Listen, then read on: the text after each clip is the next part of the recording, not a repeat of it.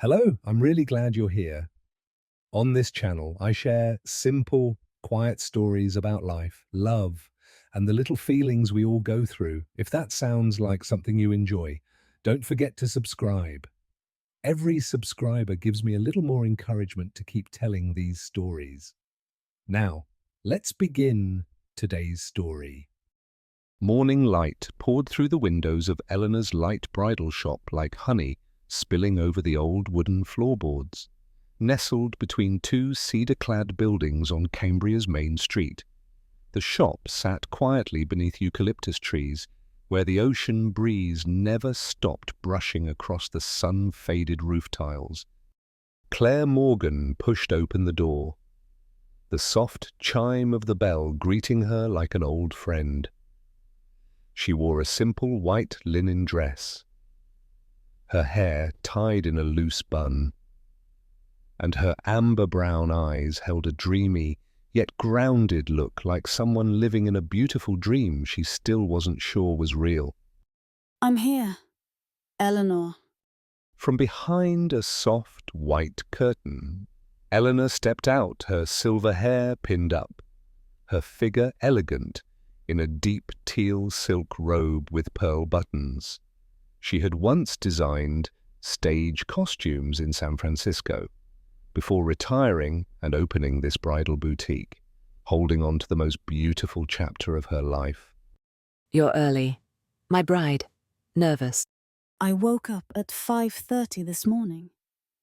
I kept thinking, what if the dress doesn't look the way I imagined?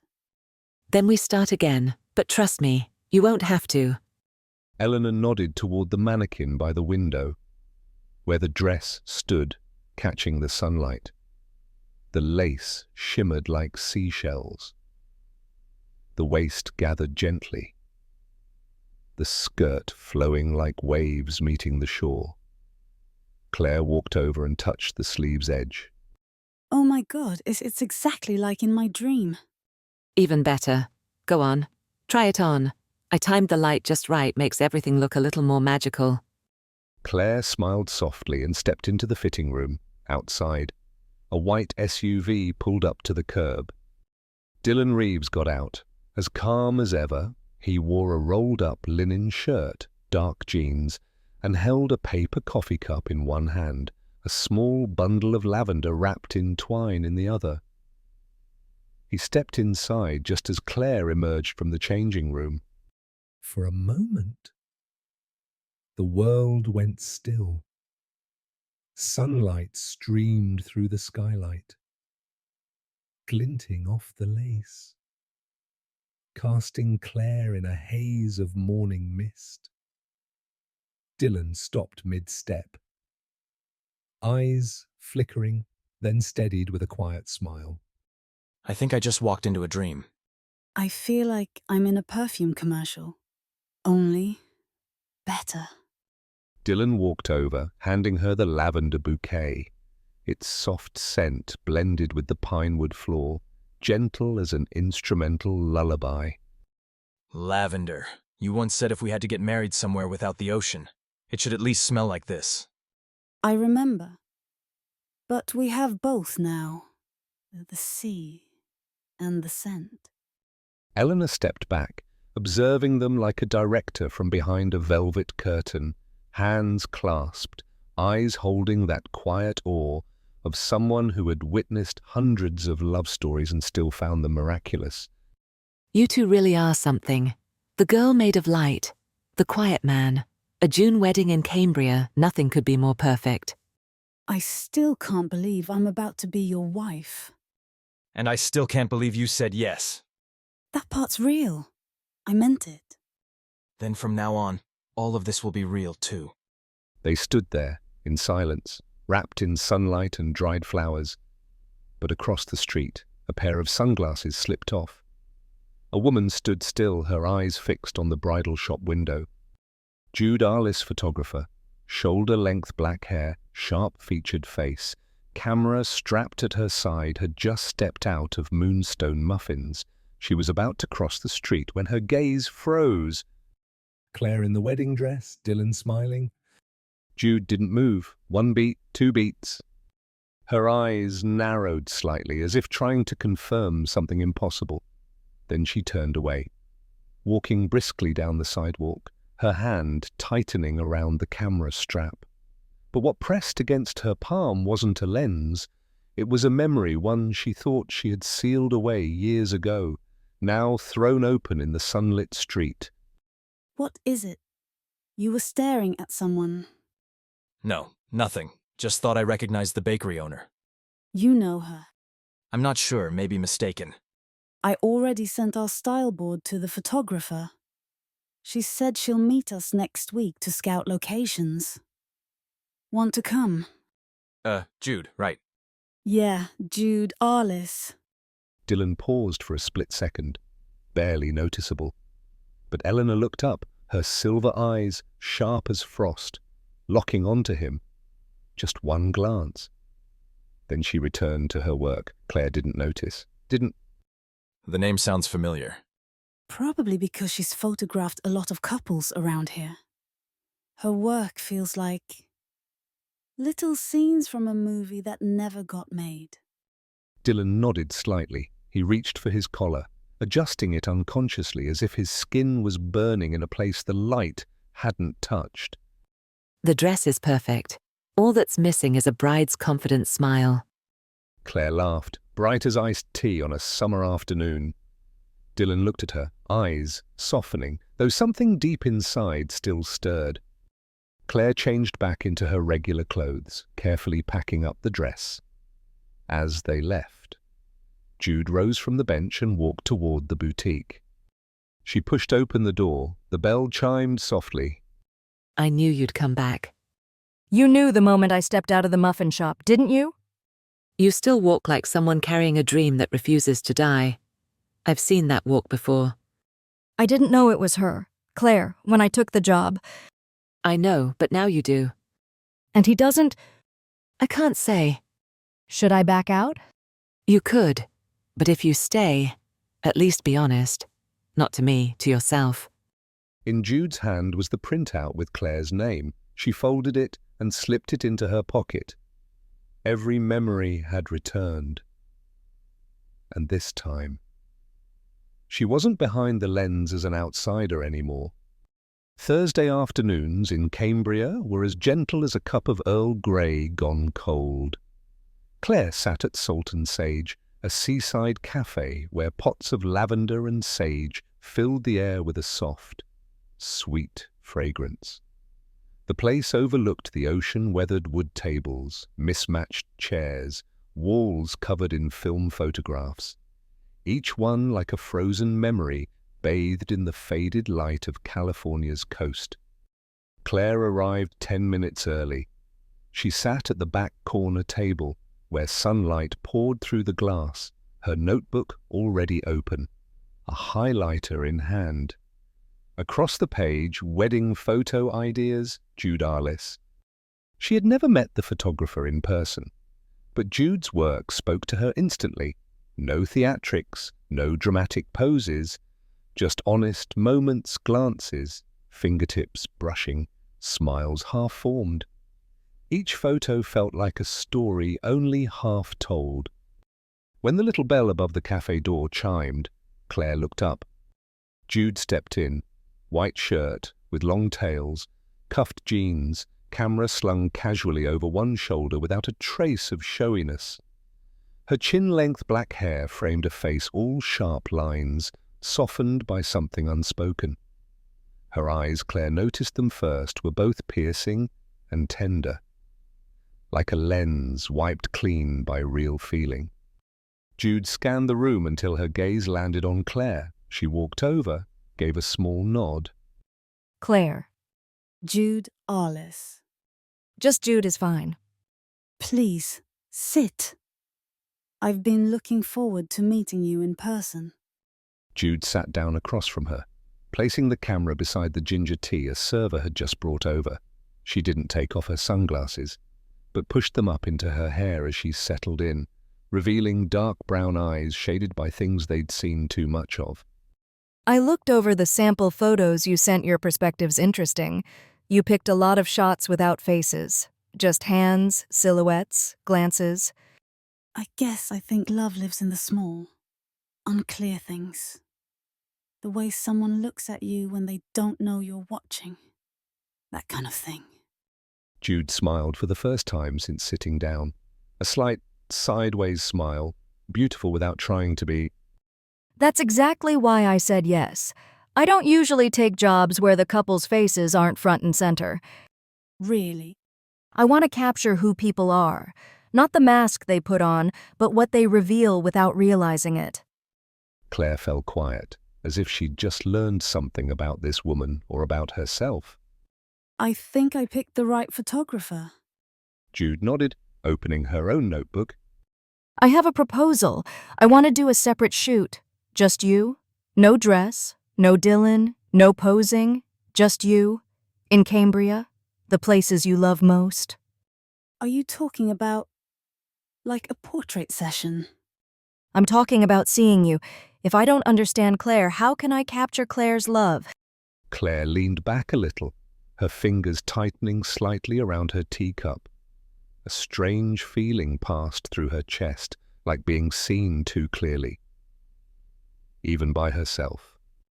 Do you always talk like this to your brides? No. Only when I sense there's something worth looking deeper into.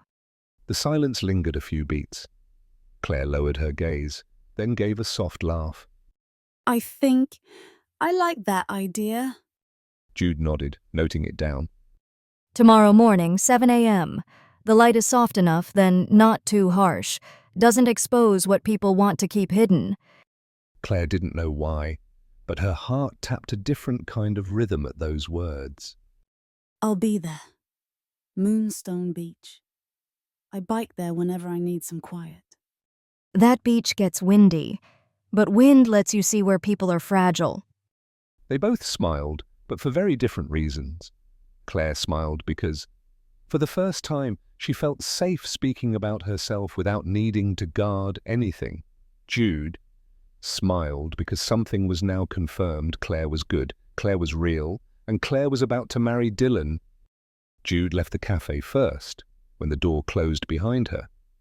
Claire remained seated. Her fingers brushed her lips, like the conversation had left something lingering there, something not ready to fade.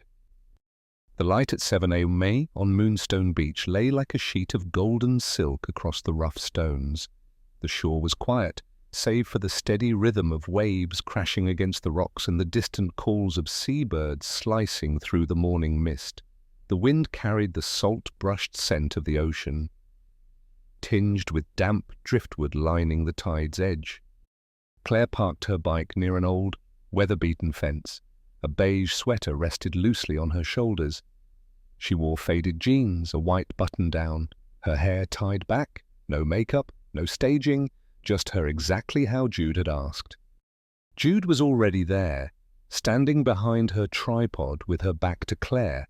She wore a charcoal jacket, camera bag slung across one shoulder, adjusting the lens with the cold precision of someone fluent in the language of light. You're on time. Good. I was afraid I'd miss the light you mentioned. The light always returns, but moments those don't. Claire walked slowly across the sand, her footsteps leaving crisp impressions behind. Jude raised the camera, but didn't shoot right away. She studied her subject like an artist, sketching with her eyes. She gave no instructions, no smile, no turn left, no cues at all. Claire stopped beside a rock, jutting toward the sea. She faced the water, wind pulling her hair back. Jude lifted the camera. Click. The first shutter echoed dry, sharp, like a door snapping shut on a memory. Then another, and another. Don't pose. Don't think. Just stand there. Let me see who you really are. Claire didn't answer, but something in her softened, her eyes, her hands, her posture, as if she was letting go of a mask she hadn't realized she was wearing. Jude circled her slowly, shooting from afar. Then closer, she crouched low, tilted her head, each click of the shutter matching her breath. Once, She paused mid-frame, watching Claire laugh to herself against the wind. A laugh not meant for anyone. Not because of anything, just for that moment. Do you come here alone often? When I need to think, or not think, I feel like I disappear here. You're not afraid of disappearing. I'm more afraid of never changing. Jude looked at her longer than necessary. She didn't take a photo, just watched. The way Claire said it, with calm honesty and the weight of stone, made Jude realize she couldn't see this woman as just another bride. How long have you and Dylan been together? 3 years. We met by accident, on a construction site. I delivered pizza to the wrong guy. Claire laughed, Jude didn't, but she raised her camera and captured that laugh anyway. Why do you love him? Claire hesitated. The wind caught her eyes, making her blink faster. Because he makes me feel safe. Like everything's already decided. And all I have to do is follow. No fear of messing up. No choices to make. Jude lowered her camera. But if everything's already right, what's left to live for? Claire turned to face her, in her eyes a flicker of doubt aimed not at Jude, but at the answer she had just given. They said nothing. The wind kept blowing, the waves kept beating, but their breaths' 2 different rhythms began to align without either of them realizing. When the shoot ended, Jude removed the memory card and slipped it into her coat pocket. Claire brushed the sand from her pant cuffs, then turned. I feel different today. Thank you. Don't thank me. I only showed you what was already there, from the beginning. Claire nodded slightly, walking her bike toward the narrow road, but just as she mounted it, she paused, turned back. Jude, have you ever loved someone in a way that felt right, but still wrong? Jude didn't answer right away. She looked down at her feet, then out at the sea. Yes, and I still don't know where I went wrong. Claire nodded, said nothing more, and pedaled away. Jude stood there watching until the bicycle disappeared beyond the eucalyptus trees. Around her wrist, the camera strap left a red mark, not from the weight, but from something heavier, memory or a desire that hadn't yet died. Evenings in Cambria were cool and quiet, like a secret no one dared speak aloud. The ocean breeze drifted into town, swaying the string lights hung along the porch of Harvest Table, their gentle flickers pulsing to some invisible undertow. Claire and Dylan sat at a table outside, a simple dinner of grilled fish, cucumber salad, and a half-empty bottle of white wine between them. Dylan wore a charcoal sweater, his chin resting on one hand, his gaze not entirely fixed on Claire. She noticed but said nothing. There was something about him that felt slightly untethered, not distracted by work or fatigue. Something else. I had the shoot with Jude today, at Moonstone Beach. You mentioned. She's different than I expected. Deep, but not in a pretentious way. What did she say? Not much, but it felt like she could see through everything, even the parts I haven't figured out yet. Dylan took a sip of wine, slower than usual. When he set the glass down, his grey eyes didn't look settled. Who do you think you are? I don't know. Sometimes I think I'm the woman marrying a good man. Sometimes I feel like I'm chasing a dream I never had the courage to rewrite. And me. What about you? Am I what you chose because you believe, or what you chose because you're afraid? Claire froze. She looked at him for a long time, then turned away. I'm not afraid, but I've never looked back until today. Dylan didn't respond. He picked up his knife, cut into the fish, but didn't take a bite. Just then, From the restaurant's entrance. Jude stepped in. She wore a brown leather jacket, her hair tied high, a laptop and camera bag in hand. The server led her to the table next to theirs, separated by only one empty chair. Claire blinked, surprised. Jude, Hey, Claire smiled brightly. we're just having dinner. Want to join us? I wouldn't want to intrude. It's no trouble. This is Dylan, my fiancé. Jude turned, their eyes met. The first look, no blinking, no evasion, no confession, no denial. Dylan stood, his expression darkened just slightly. Not anger, not fear, recognition. Hello, Jude. Jude gave a slight nod. No handshake, no smile. But in her eyes, Claire saw something unusual, like the two had just placed an old memory between them, right there on the dinner table. Claire looked between them. She didn't know why, but something unspoken stirred in her chest, as if she'd stepped into a room where the windows had been open for a while and the wind came from inside, not out.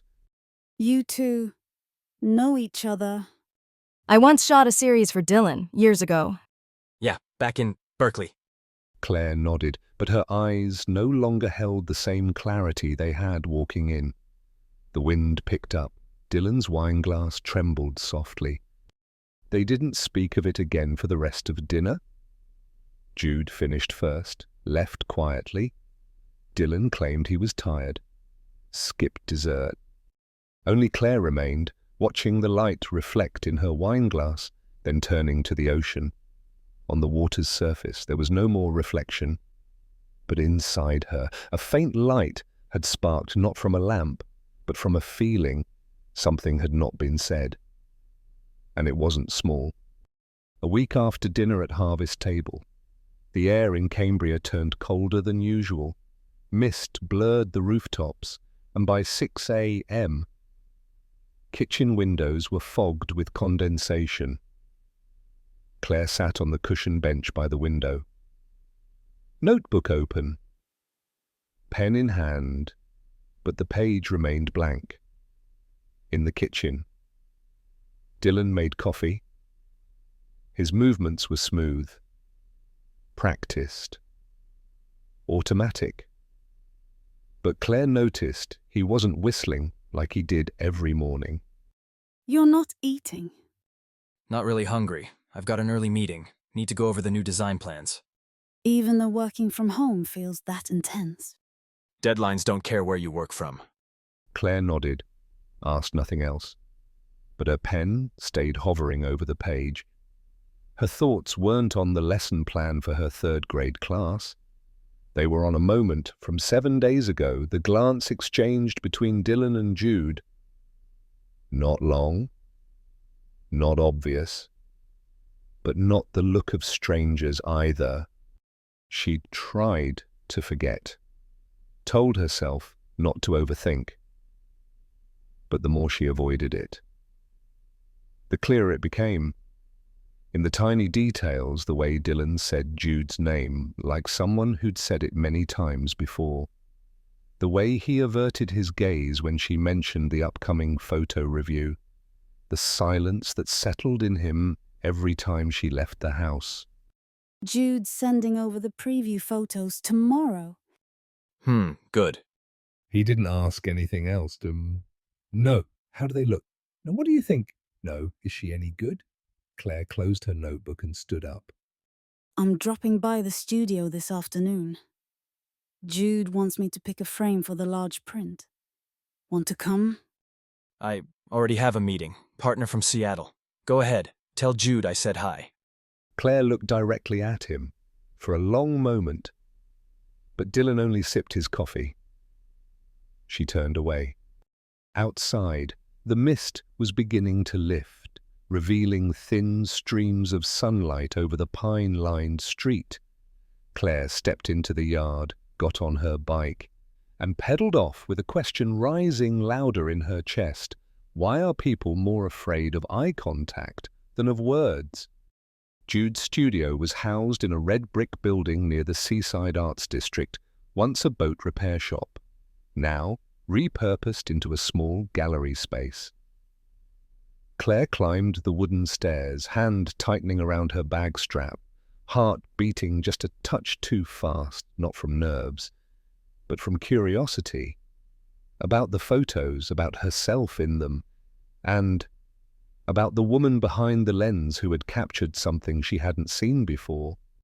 Jude opened the door before Claire could knock. She wore a charcoal turtleneck, hair in a low bun. No makeup, but her face had a kind of quiet light. The kind of light that comes from living alone and making peace with it. Right on time, good. I'm too curious. I've never done a shoot like this before.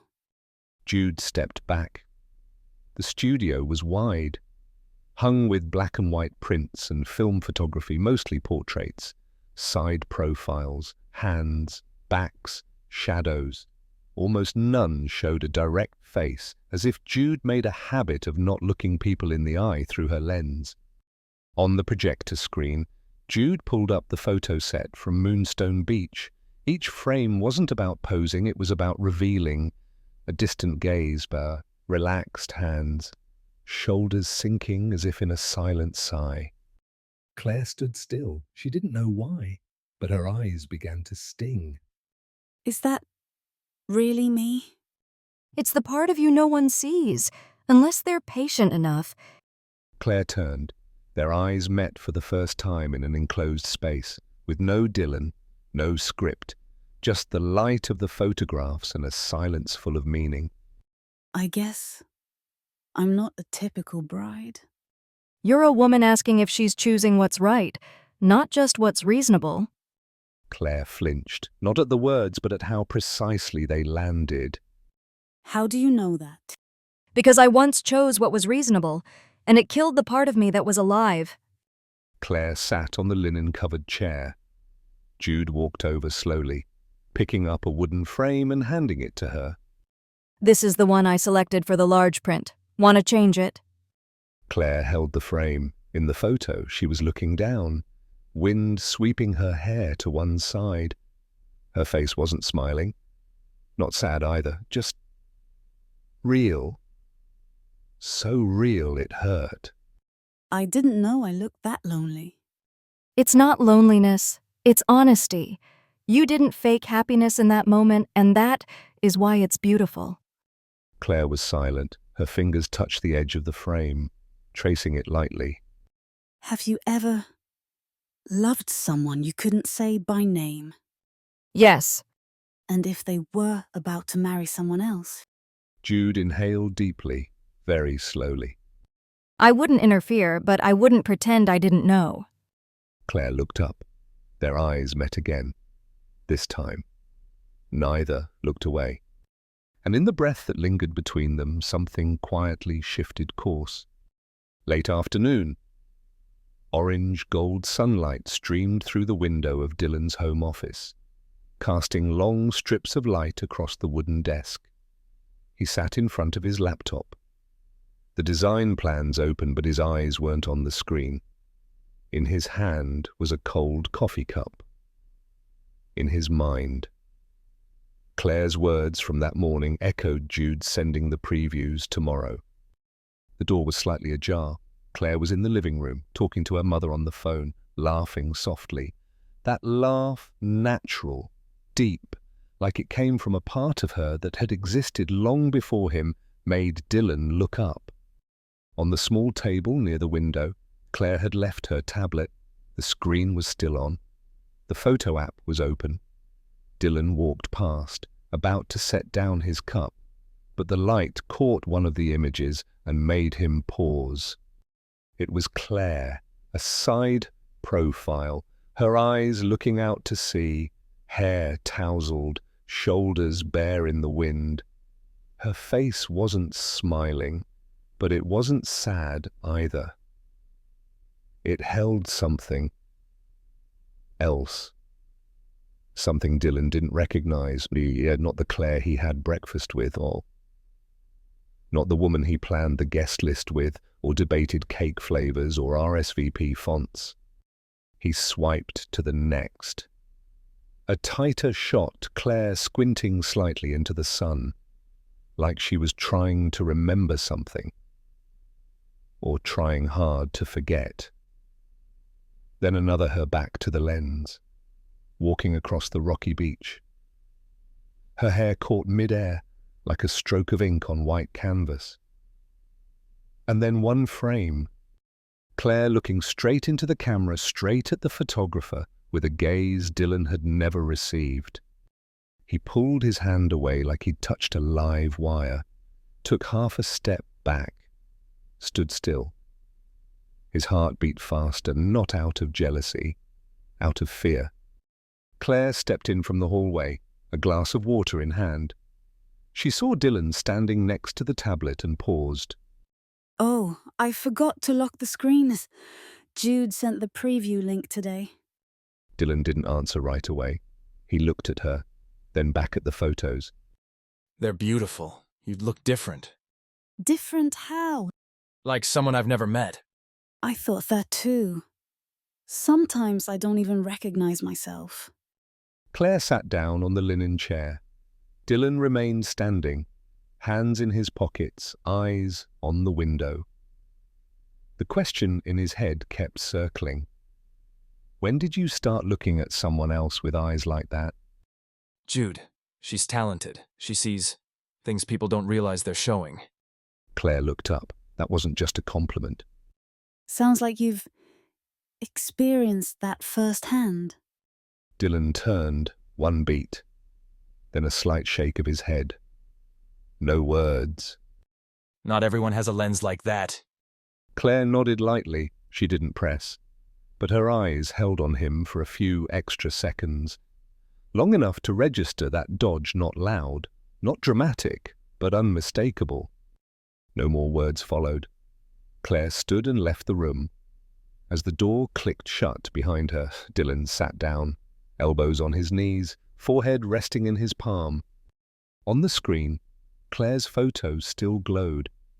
And this time, her gaze wasn't looking toward the sea. It was looking straight at him from a place he no longer knew how to reach. Cambria was overcast, wind rustled the pine branches, and mist clung to each porch step like a thin veil of smoke.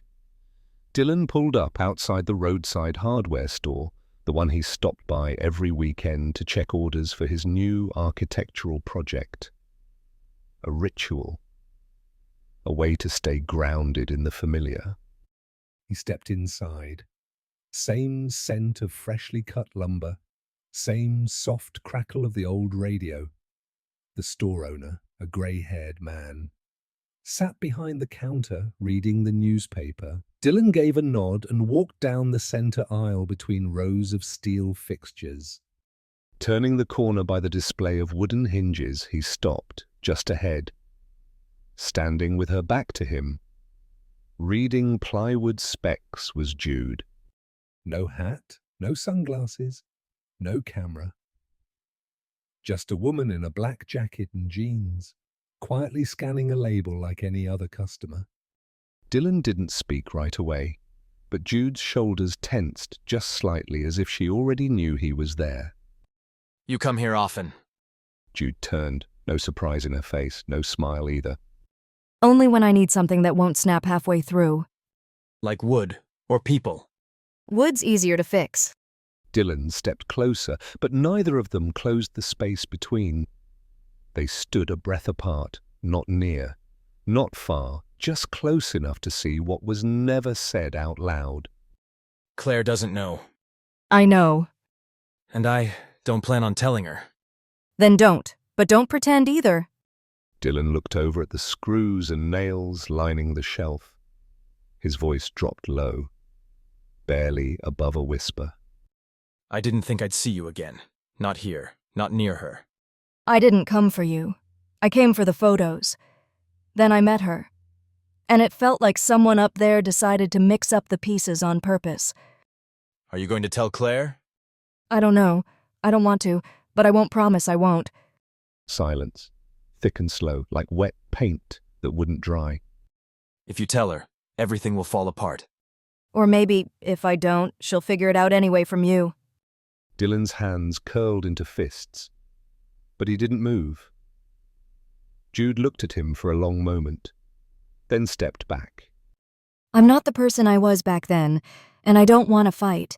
But if you think I'll step aside so you can stay comfortable, then you never really knew me.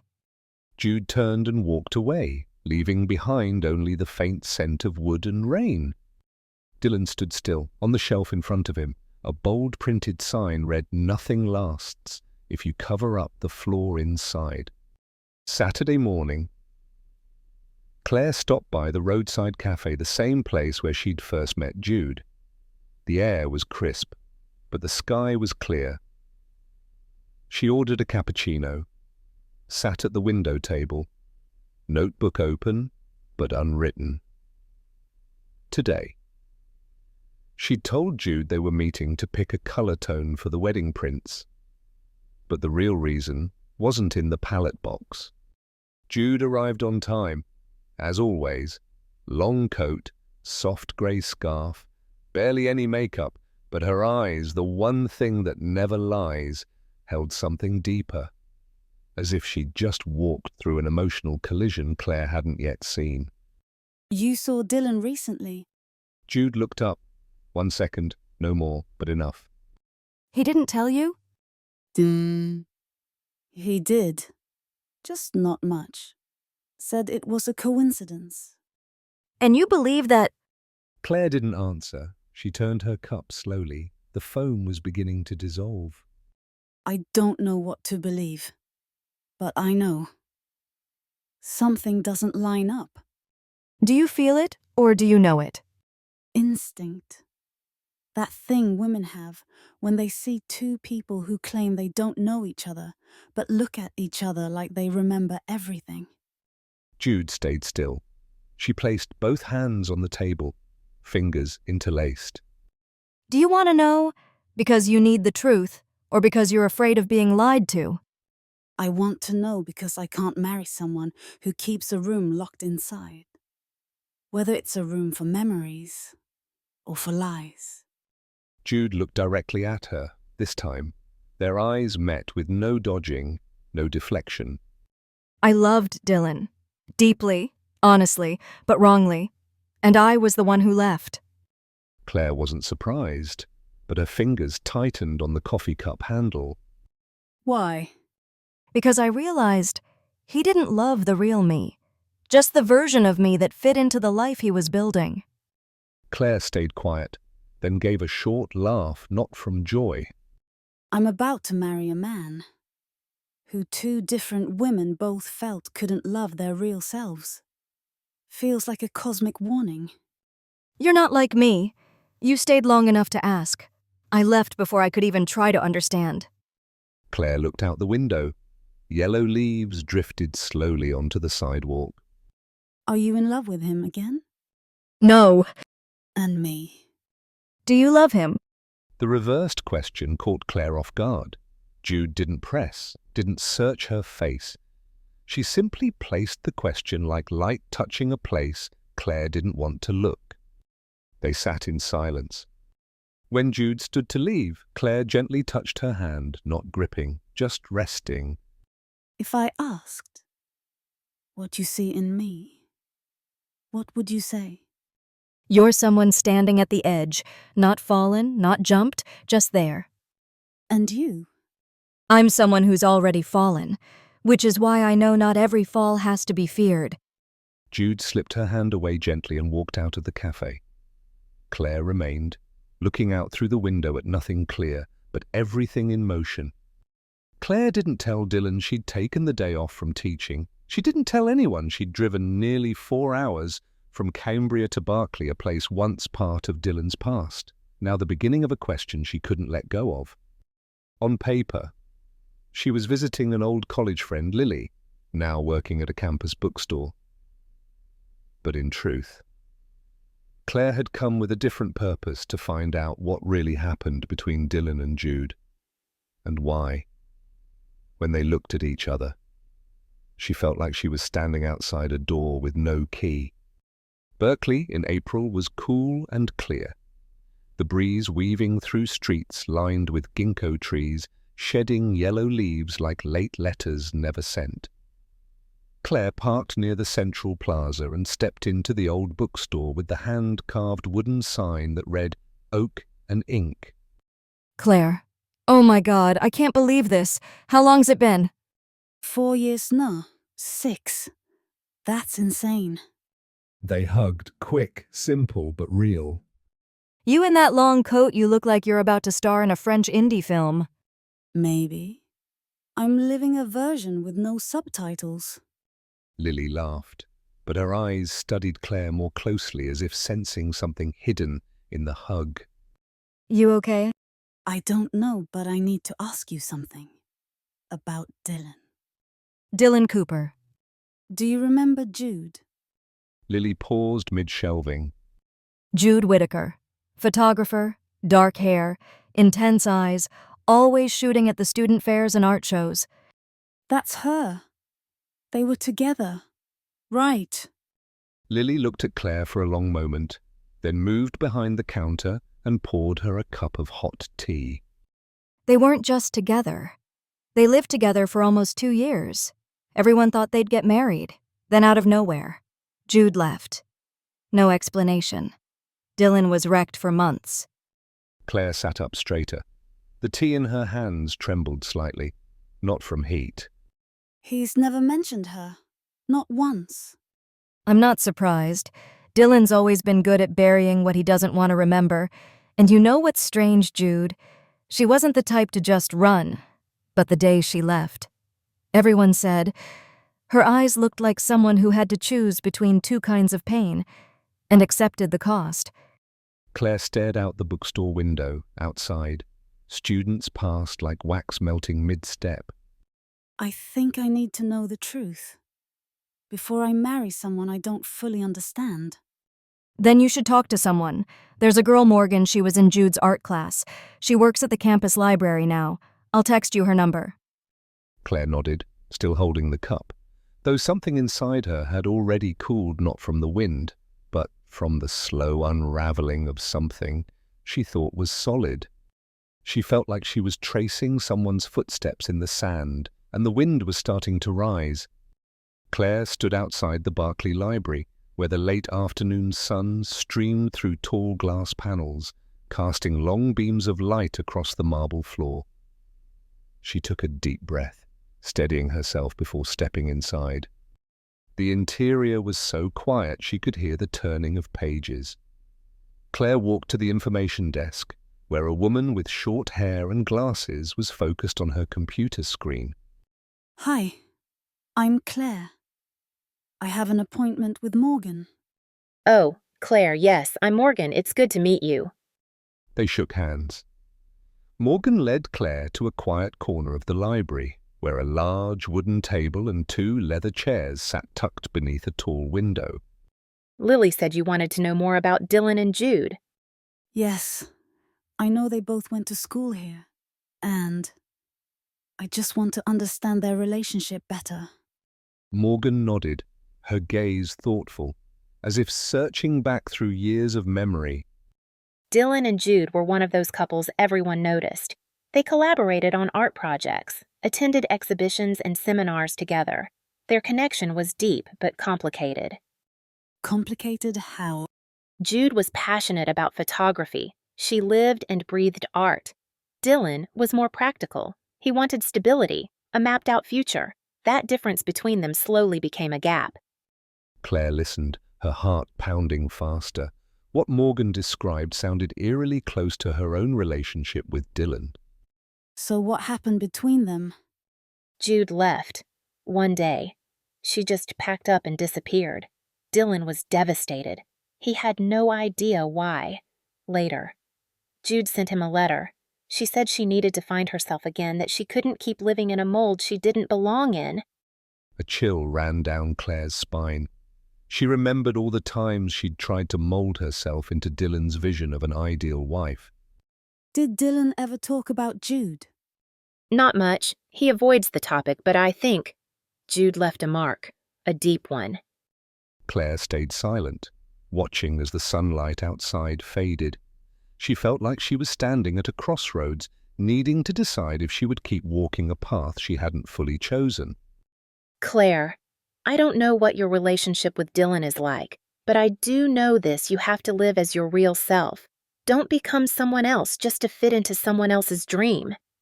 Claire nodded. Thanking Morgan for her honesty, she walked out of the library with a heavy heart, but also a little more clarity about what she needed to do next. Claire drove back from Berkeley to Cambria in a silence that stretched longer than the coastal highway itself. The ocean wind slapped against the windshield like uneven breaths. And inside her, there were no more questions. Only one truth. Now fully shaped, Dylan had once loved deeply, once shattered, once gone quiet, and now he was trying to love her through the same mold, the same emotional frame, without ever truly confronting himself. By the time she pulled into the narrow drive leading to the Cedar House, dusk had settled. The porch lights were off. The house was unusually still, like it was trying to muffle the old echoes of memory. Claire didn't grab her bag right away. She stood by the car, hand still on the door, staring at the lit window of the living room.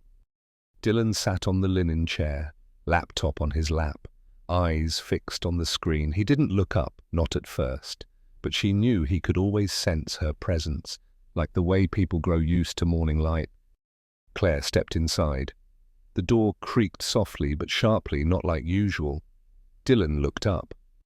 You're back. Thought you were staying the night at Lily's. Claire dropped her bag on the chair, took off her coat, unwound her scarf. She didn't rush to answer. She walked to the kitchen, poured herself a glass of water. The house stayed quiet. I went to the Berkeley Library, met with Morgan. Dylan froze. His hand still hovered over the keyboard, but his fingers stopped moving. Morgan. She was in class with you and Jude, Lily's friend. She told me about you two, that you lived together, that she left, that you never told me anything about it. Dylan closed the laptop. His eyes locked on Claire, not angry, not surprised, just like someone who knew the storm had come and was trying to breathe through it. I didn't tell you, not to hide it. I just thought it was done, and we didn't need it. But I needed it. I need to know the man I'm about to marry, who he once loved, how he broke and why. Claire, everyone has a past. I don't need a list of exes. I need the truth. Because if you once loved Jude, once built dreams with her the way you're building with me, then I have to know. Am I just filling a space? Dylan stood, moved closer to the kitchen counter where Claire stood. She took a step back.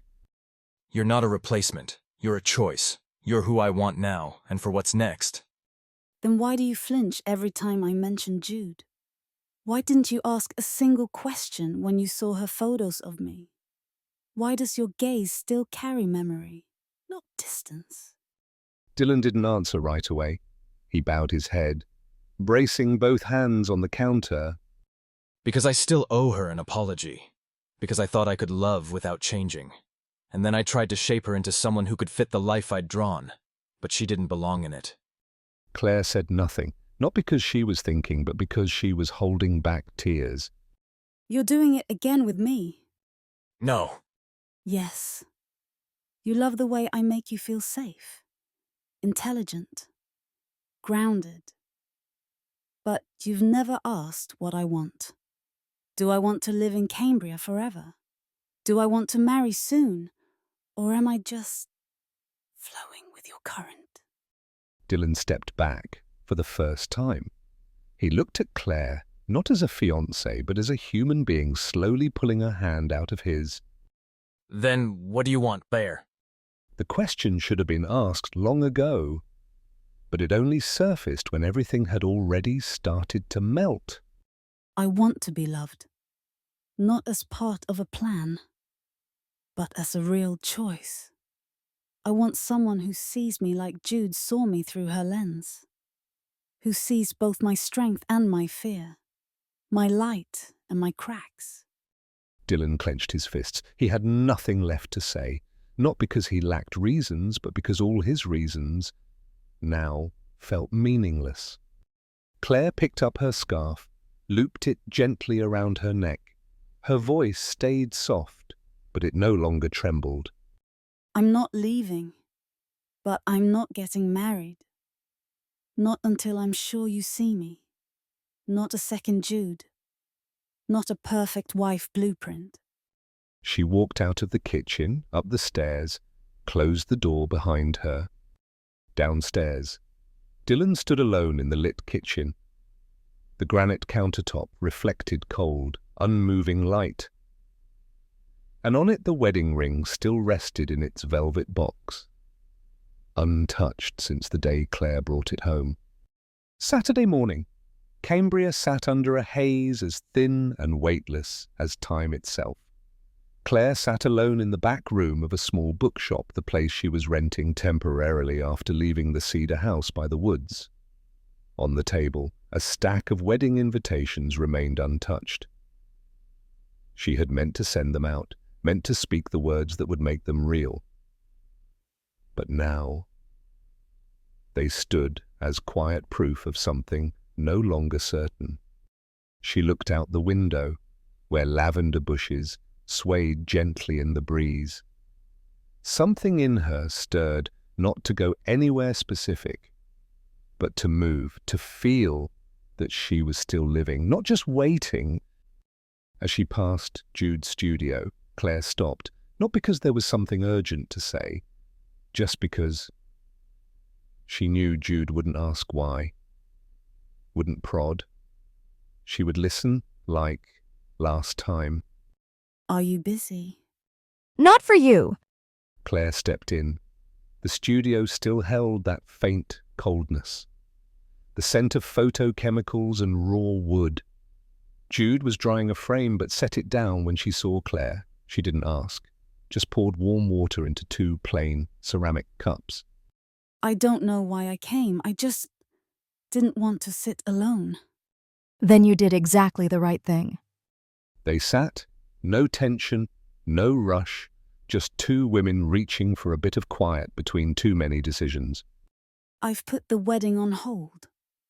Not out of anger, but because I realized I've been trying to become what Dylan needs, instead of asking myself how I actually want to live.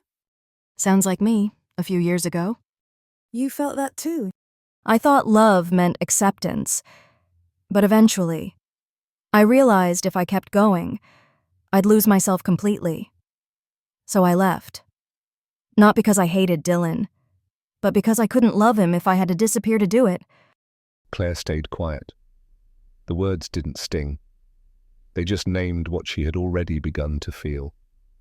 Deep down, without knowing how to say it. I don't know if I can still love him, but at least I don't want to love with my eyes closed. You're braver than I ever was. I only knew how to leave. You stayed and faced it. Claire looked around the room, photos of ordinary lives, imperfect corners, honest light. Everything in this space seemed to whisper, you don't need to be beautiful, just be real. I used to think you and I had nothing in common, but now I see we may have wandered through the same detour. And somehow found each other again, at the end of a no. They both smiled, not with humor, not with comfort, just with understanding. I'm not going back. Not yet. But I'm not running either. I need time. Space. Not to think. Just to breathe. When you need a place to breathe, come here. When Claire stood, Jude walked her to the door. The cold wind swept in from the alley behind the studio, rustling hair and scarves. Thank you. Not for advice, but for letting me speak without needing to be strong. Anytime. You don't have to earn your place here. They stood in the wind, no goodbyes needed. But the way they looked at each other, calm and direct, was like a bridge that didn't need building, just recognition. Two women, who had both walked through the same man, now saw each other clearly, not because of love, but because of truth. There are silences you don't notice until the last sound disappears. Dylan had been living in one of those silences ever since the night Claire walked out of their cabin without a promise to return. He didn't cry, didn't scream, didn't break things, but in every routine, washing dishes, making coffee, folding towels, an emptiness crept in, like setting a cup on the table with no second cup across from it, like calling her name in his head, then remembering she's no longer there to hear it. Claire hadn't cut him off completely, but she'd left without a single promise, and somehow that hurt more than a clean break ever could. In the beginning, he told himself, she just needs time. But as days passed with no word, no text, no call, what he felt was no longer waiting, it was losing control. The one thing Dylan always thought he was good at, building a solid, stable, kind life, now felt like a house made of polished bricks, but no foundation. He started seeing it all differently. The times Claire went quiet when he talked about the future without asking for her thoughts. The nods that looked like agreement, but her eyes wandered elsewhere. The nights he worked late, while she folded wedding napkins alone in the other room. He used to call it harmony, but maybe it was just endurance. On the 10th morning, Dylan woke up early. Fog hung low. He made coffee but didn't drink it. Holding the cold ceramic mug, he stared at the wedding invitation on the table, still perfectly aligned, still bearing both their names, though now he wasn't sure they belonged in the same frame anymore.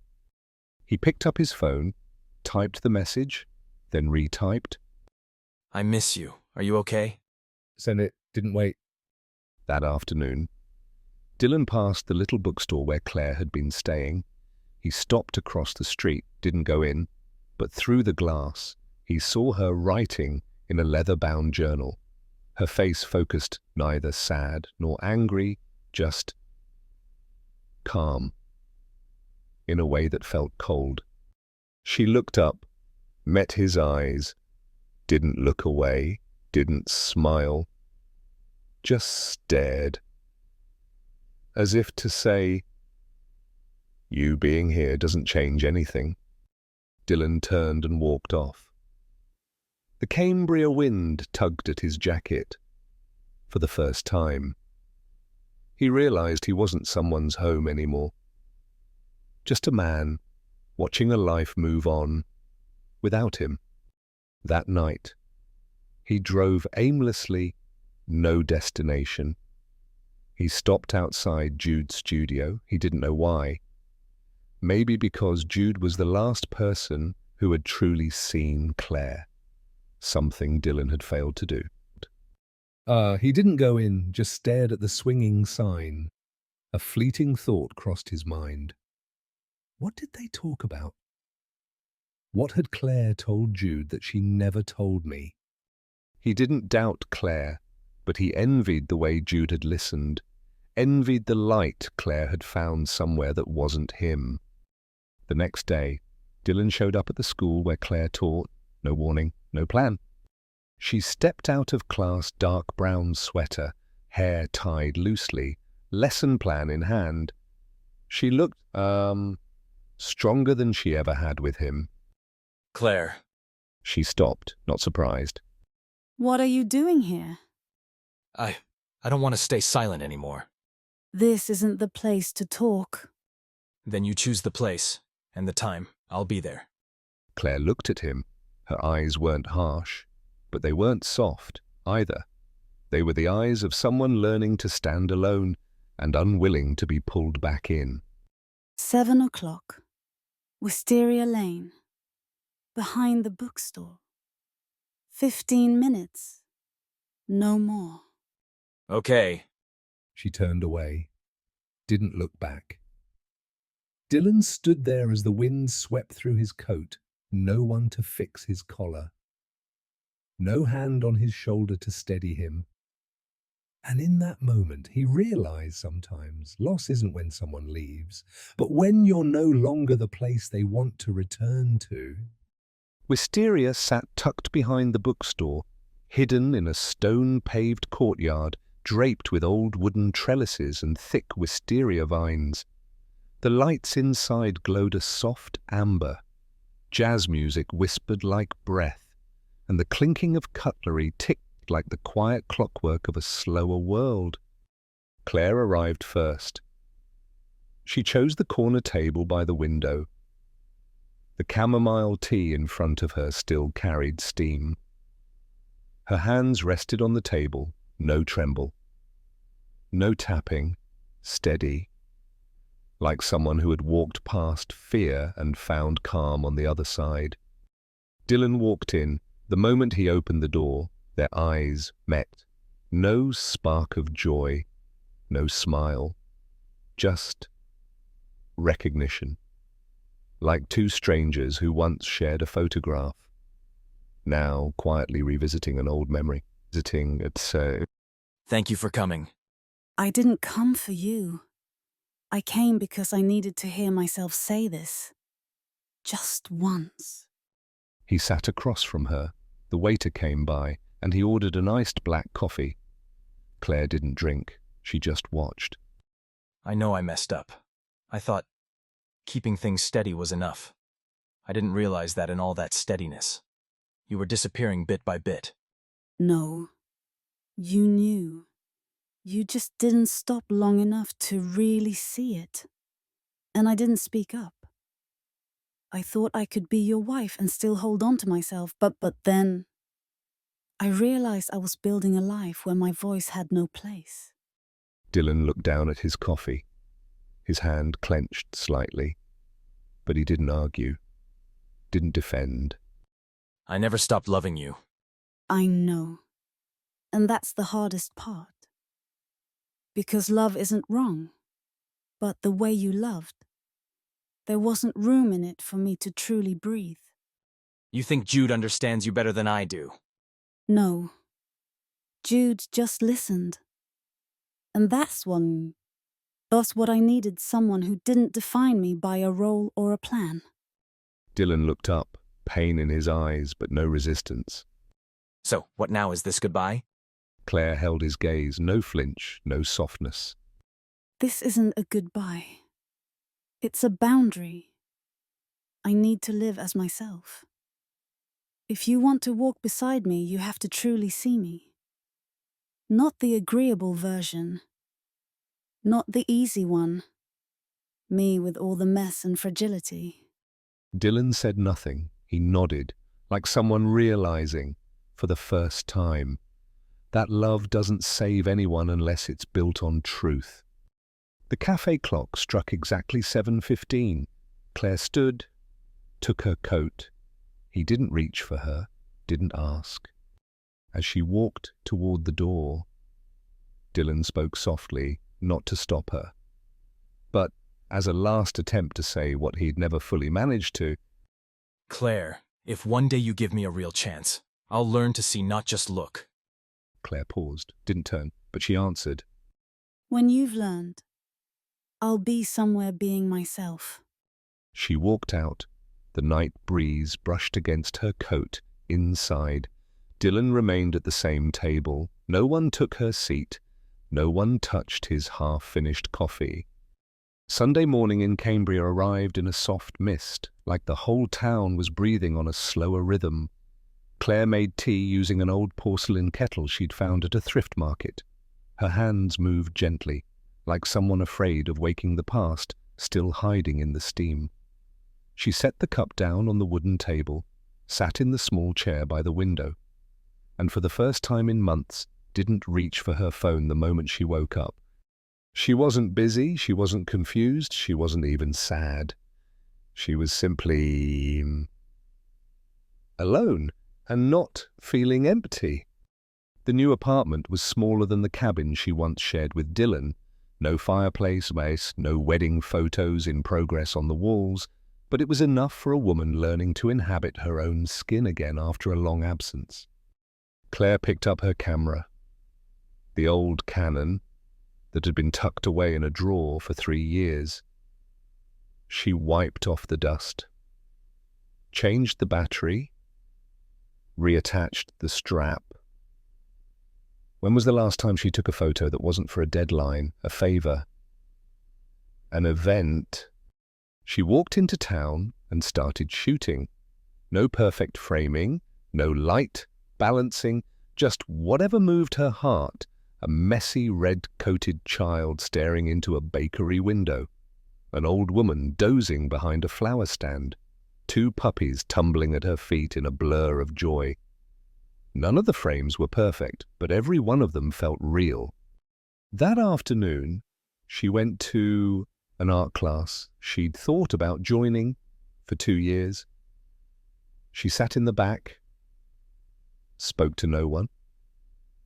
But when the teacher handed out paper and pencils, Claire drew without hesitation. The lines were shaky, uneven, but not afraid, as if her hand remembered what her heart once dreamed of, even if her mind had forgotten. Back home, she cooked, not to take care of someone, but to nourish herself, to be cared for by her own hands. A simple soup, buttered toast, a modest pour of red wine. She played music, not Dylan's ballads, but a playlist she'd saved in her last year of college, soft acoustic songs, deep female voices, lyrics that said nothing clearly, but somehow, listening to them, she felt present, felt herself. Claire began to write, not for anyone to read, just because something inside her needed to come out. I've lived as someone's backup version for too long. Today, I chose myself, even if this version isn't polished. Even if I don't know what comes next, it's real. I don't need anyone's permission to believe I deserve to breathe. Love isn't something I'm chasing. It's something that'll find me when I'm ready to meet it with both hands free, not holding on to anyone. Night fell. Claire turned off the lights. The room was dark, but not lonely. The pillow carried no one else's scent, but it was clean. And it was hers. As she lay down, she knew for the first time in a long time she would sleep, not because she was tired, but because she was finally at peace. The 18th night since Claire left. Dylan sat alone in the wooden cabin, no lights on. The fire flickered against the ceiling, casting moving shadows on the dining table that once held 2 plates. His silhouette stretched across the floorboards, thinner, quieter, more honest. No TV, no laptop, no phone calls, just him, holding a glass of untouched red wine, eyes fixed on an empty frame hanging on the wall, meant for the wedding photo they'd already printed. Nothing happened tonight. No message from Claire. No surprise phone call. But something in him collapsed softly, silently, like an old roof giving way after a slow, relentless rain.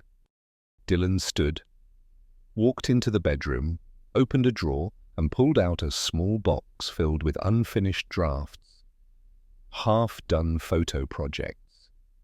A letter Claire wrote in their first year together, still bearing the faint mark of her lipstick in the corner. He read it again, her handwriting soft, curved, deliberate. Words full of faith. I chose you, not because you're perfect, but because you make me want to grow. And suddenly he understood what made Claire love him back then was the very thing he had lost in himself: movement, not stability. Dylan used to think of himself as dependable, never unfaithful, never dishonest, never absent.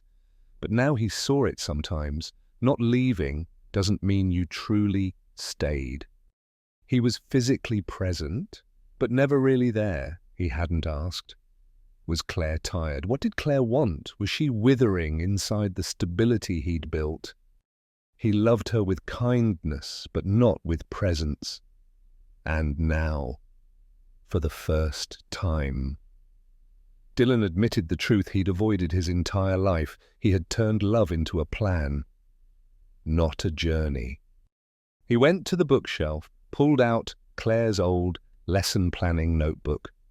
Between the pages, he found small notes. Today, Dylan smiled when I talked about my mom. I think he doesn't actually mind my rambling. Dylan paused, because now he remembered Claire's voice. The way she told stories not for the plot, but for the spark in her eyes when she mentioned something ridiculous. He remembered loving that then. Somewhere along the way, he forgot. That night, Dylan didn't cry, but when he placed their very first photo together on the table, a blurry shot, crooked smiles. Claire looking into the camera while he looked at her, he realized from the beginning, Claire had always faced the lens. He had only ever looked at her. For the first time, Dylan picked up a pen, opened a blank page, not to write to Claire, not to apologize, but to ask himself, who have I been living as? Did I love her, or did I just fear losing her? Claire never comes back. Who am I then? And on that first page, he wrote a single sentence: if you were ever here because you truly saw me, then I'll stay, to learn how to see myself. Saturday morning in Cambria meant the weekend market where every narrow street led to the town square. Temporary wooden stalls lined the paths, filled with baked goods, marmalade, dried flowers, watercolor paintings, and hand-shaped pottery. The morning breeze carried scents of cinnamon, coffee, and faint country music from a speaker in the corner. Claire hadn't planned to go, but she needed dried lavender for her third grader's art class. She wrapped a light scarf around her neck, slung on her canvas bag, and walked slowly past the stalls. Jude was there too, her booth displaying small photo prints of Cambria, still-life wooden fences, steaming teacups, sunlight spilling through curtains. Claire stopped, not because she was surprised, but because she didn't feel the need to avoid any more. Want to pick out a few? I like the one with the wicker chair and the cracked teacup. Yeah, cracked but still beautiful, like someone who knows they've been through something. They both smiled. A quiet understanding needed no more words. But what no one expected was Dylan showing up too, not looking for anyone, just following habit to buy coffee and a cinnamon bun from his usual stand. He paused when he saw the two women he had once loved now standing side by side, calm as two doors closed gently, still letting light through. Claire saw him first. Her expression didn't change, no discomfort, no coldness, just calm. A calm that made Dylan feel like he was entering a space he once called his, now requiring silent permission just to stand there. Hey. Hi. Hey, Dylan. They stood there, no one leaving, no one faking urgency, no one trying to escape the moment. A child nearby dropped a tray of cookies. Claire bent to help. Dylan followed. Their hands came close but didn't touch. As they stood, their eyes met again. For the first time since the Wisteria meeting. His gaze no longer pleaded. It simply was. How have you been? I'm okay. How's the studio? Still standing. Brighter than I expected. Actually, A simple answer. But Claire understood the light Jude spoke of wasn't from the camera. It was from the way she lived. Once she stopped waiting for someone to finally see her. No one brought up the past. No one asked, what are we now?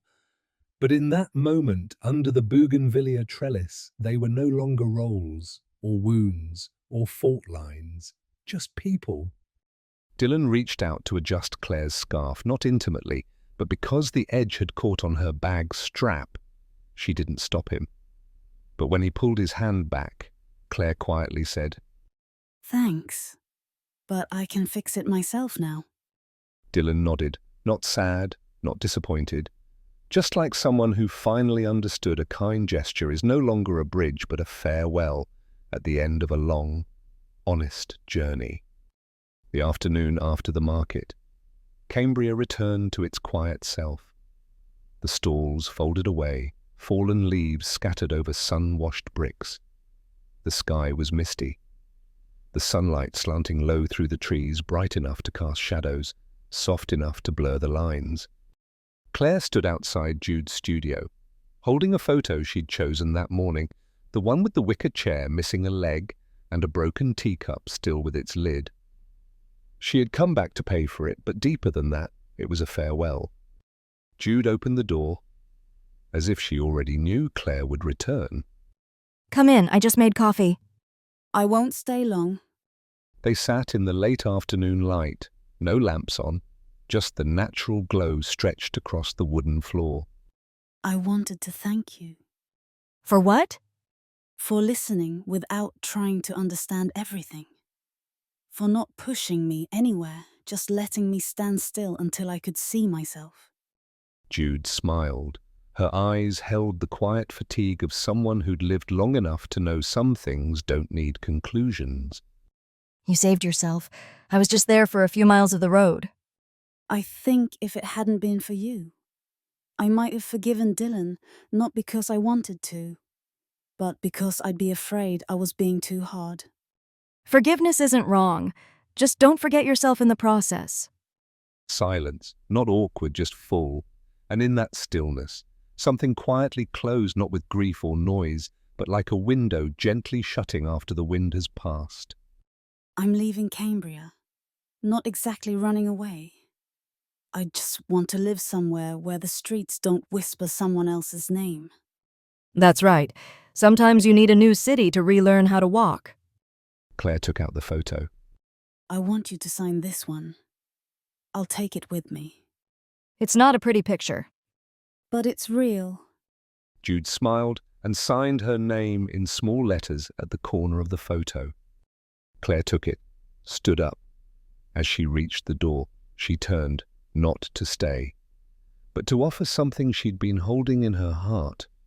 I hope you fall in love again, not because you need to be loved, but because you know you deserve a new beginning. And you only love someone who's brave enough to love you exactly as you are. No hugs, no hands held, but those two women once standing on opposite ends of a broken love story had reached the place where mature love rests the moment you wish someone happiness, not because you've stopped loving, but because you know you're not meant to hold on anymore. The morning Claire left Cambria, the sky was clear, no mist, no wind, no signs of a beginning or an ending. The small town still slept as if it never cared who came or went, as long as they had once truly stayed. She packed everything into 2 fabric suitcases, not heavy, not much. She left behind what no longer needed carrying: the old wool scarf, a few teaching manuals, the unsent wedding invitations. She took only the photos, her camera, a journal, and the picture of the broken wicker chair, signed by Jude. Claire wrote a short note to the innkeeper who had rented her a room after she left Dylan's house. Thank you for giving me a gentle shelter in a time when I didn't know where I stood. I found my way out not through a map, but through the quiet this room allowed me to hear. She taped the letter to the dried flower vase, slipped in a few fresh lavender sprigs, an unspoken but warm goodbye. On the way to the bus station, Claire walked, no taxi. She wanted to pass each familiar corner once more, the bookstore where she used to tutor, now under new ownership. Jude's studio. Door closed softly, but light still filtering through the curtains. The Wisteria Cafe. Its sign hanging slightly crooked, unfixed, as if in this town everything had the right to be weathered, as long as it was real. when she reached the street where she'd last seen Dylan. She paused. He wasn't there. Didn't need to be. Still. She smiled, a smile with no regret, just a quiet thank you for someone who had once made her feel worth staying for. At the station, Claire waited, no phone in hand, no checking tickets, just watching people come and go and realizing she no longer felt alone in their movement. The bus arrived, she boarded, chose a window seat, sunlight streamed in at an angle. She leaned her head against the seat, not sleeping, not thinking, just noticing how, for the first time. Her heart felt light, unafraid, and no longer needing anyone to guarantee tomorrow. As the bus rolled out of Cambria, she didn't look back, didn't need to, because everything she needed to take with her was already contained in the woman sitting in seat 8 left side herself whole. A white curtain, a lavender vase, sunlight streaming in. Alongside it, a small folded note, the handwriting clearly Dylan's. I used to think loving you meant holding on. Now I know love means letting go, and trusting you'll live exactly as you need. I don't know if I still have a chance, but if one day you ever need someone to sit with you in silence, not to guide you, but simply to be, I'll be somewhere. Not waiting, but ready. Thank you for once loving me with all your truth. Claire folded the note, tucked it into her journal. No tears, no smile, just a gentle touch to the photo. That evening, she wrote an article for the magazine. Not everyone who stays is someone says is someone you should hold on to. And not everyone who leaves is a loss. Some people. You don't love the way you used to, but you still thank them. Because through them, you learned how to love yourself again. As the day closed, she added fresh flowers, under the warm glow of the lamp. The Cambria photo tilted slightly from the breeze. Claire didn't adjust it. She left it just as it was. Because sometimes things don't need to be perfectly straight to still find a place in your heart. Thank you for listening to the story. If you have any thoughts, feel free to share them in the comments below. I'd love to hear from you. Once again, I'm really happy to have you here.